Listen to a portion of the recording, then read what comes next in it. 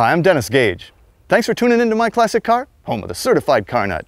Well, this week we've made what seems to have become our annual pilgrimage to Ocala, Florida to check out some of the cars in the collection of Jim and Rick Schmidt of NPD. They brought out a couple 50s beauties for us today, and I can hardly wait to get into them. Rick, we meet again. Yes, once again. Always great coming down here because you always have such killer cars. We always have fun, don't we? You do, yeah, and you know, it's a blast. I love the cars. You picked out a couple really nice ones today.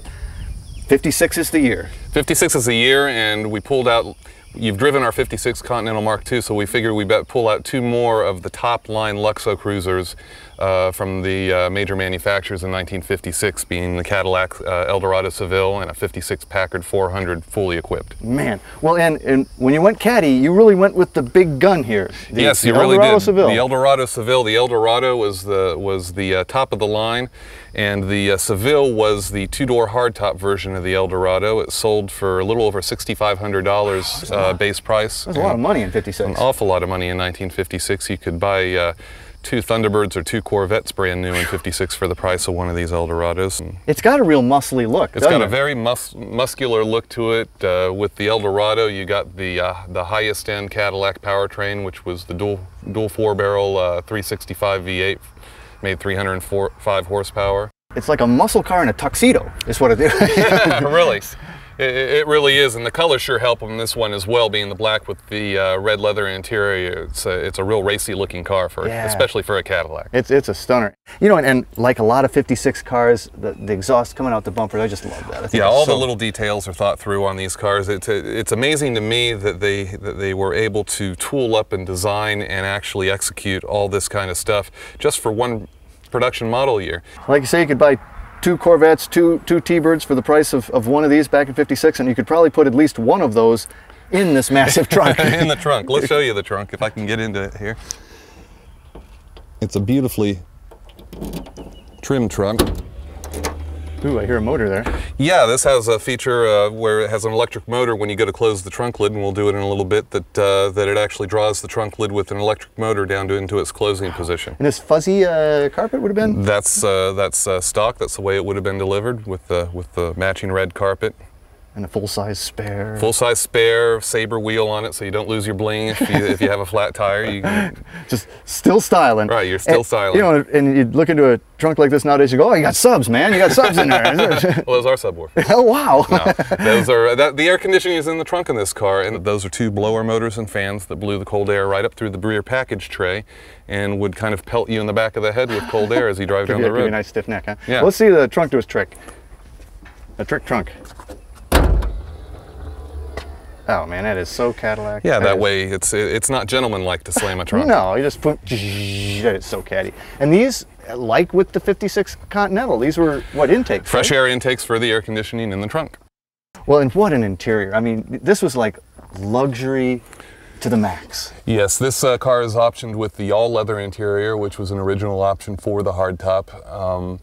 And all red, it's just, it really screams at you. It's beautiful interior. It's so, it just looks so inviting, so supple, you know, it's like, ooh. Mm-hmm. There's a lot of room in these cars. Yeah, the headroom in back is phenomenal. They're very interesting kind of integrated floor mats front and back. They're almost like mud mats or something. It is integrated. They're literally bolted in with the carpet, and and that's the original mat that would have come in this car. Well, this thing is a monster, and it's got, you know, the classic, the Mae West bumpers there. And yeah, Cadillac's trademark front end. Well, let's look under the hood at this dual quad power plant, right? Yes, which was also, this was a new engine for 56, wasn't it? It's a 365 cubic inch Cadillac V8. It with the dual quads, Cadillac rated it at 305 horsepower. This was the top of the line powertrain you could get from Cadillac, and it came standard in the Eldorado. Heck of a place to stash the battery back there. It's kind of... That's an awful place to stash the battery. Luckily, Cadillac decided to do something different with that in 57 and move the battery out front in a more traditional location. But didn't you say something about driving this car? Well, of course. Well, of course. We drive everything. Well, then let's drive this one. If it doesn't run, it's not worth looking at it, right? Close her up and let's take her out.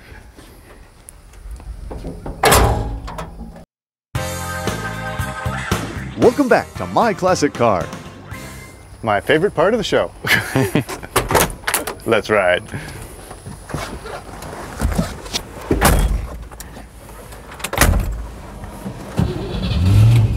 Ooh, just like it should. And we're off.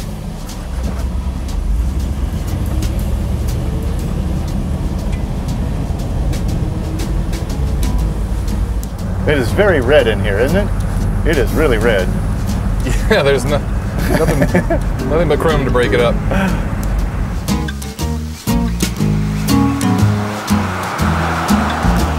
And what'd you say, only about 3,000 of them built? Between 3,000 or 4,000. I want to say 3,600. Yeah, and it was the number I've read. At $6,500 or so, I mean, you're not going to sell a lot of cars in 56. Right. It's a very exclusive car back then.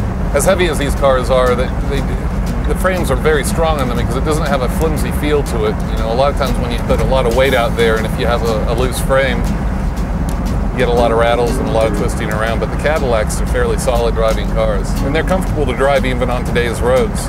It's a solid block. Yeah, it's a very well-built car. You know, the other thing that's kind of interesting is these tinted visors. I mean, that's a great idea. Yeah, they work really well, and you can see the road fine through it, but if the sun was right in front of you, it wouldn't give you a problem at all. But I guess it's just one of those ideas that doesn't... It didn't stick? Just didn't stick. I think they were very special cars. I mean, a Cadillac was really, really something special. They evolved to just kind of GMs and more generic, but boy, was this something. Yeah. Cadillac standard of the world, you really feel like that when you're sitting in one of these cars compared to other cars of their era. But what a great out-to-dinner car this would be. Oh, yeah. Oh, pull up in this. You were styling.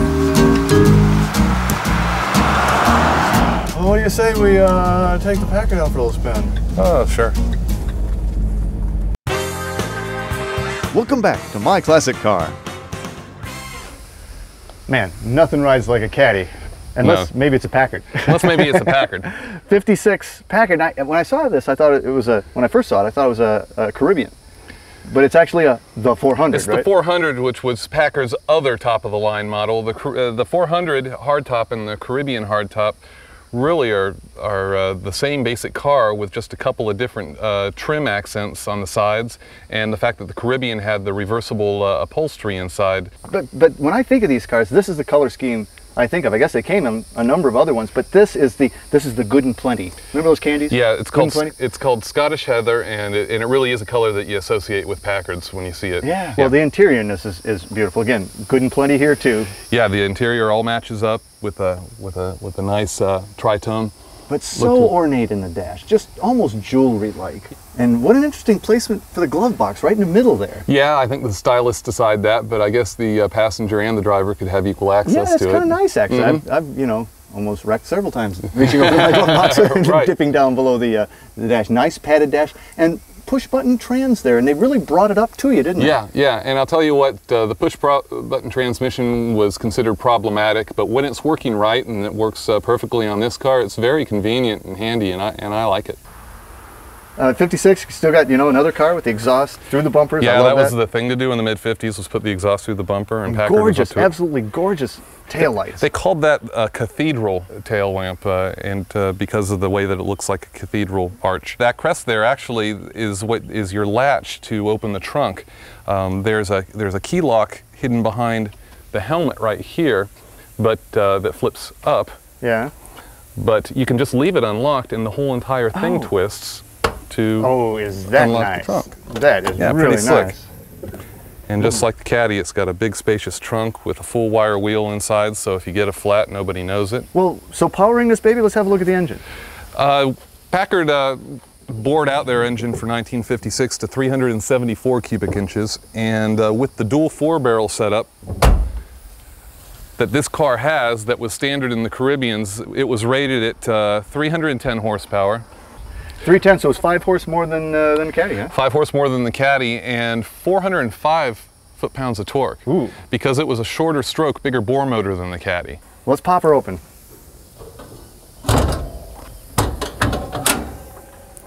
Yeah, there's that air cleaner again, right? There's that same batwing air cleaner that you see on most of the dual 4-barrel cars of the era. Much better placement of the battery, I would say, wouldn't you? Oh, absolutely. Absolutely. No argument there. As a guy with a bunch of cars, you've got to appreciate that, I would think. So, beautifully restored, and you got all the mechanicals worked out. She's a good runner, too? It's fully sorted. It's a beautiful runner, and I'd love to show you how nice a Packard drives. Really floats down the highway, like any good land yacht should, right? With that torsion bar suspension, it really is like a boat because it's constantly trying to adjust. We'll talk about it when we're going. You'll feel it. Let's do it.